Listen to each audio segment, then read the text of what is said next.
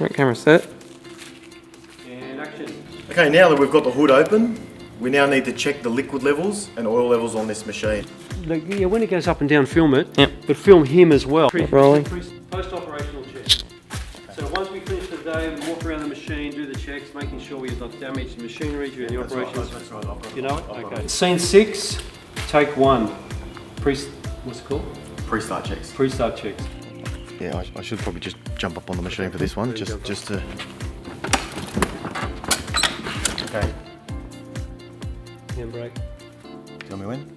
Handbrake applied. Alright, rivet tape, scene 7, this is operations. We're going to do a voice over for this one. Take 1.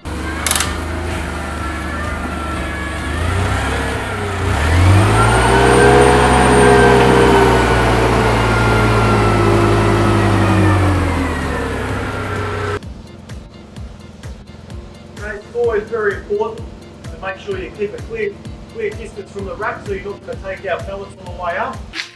Scene 10, this is the ending. Take 1. So, that brings us... No, just wait to say action, just so I'm out of the way, there's no noise. Okay. And just deep breath, relax.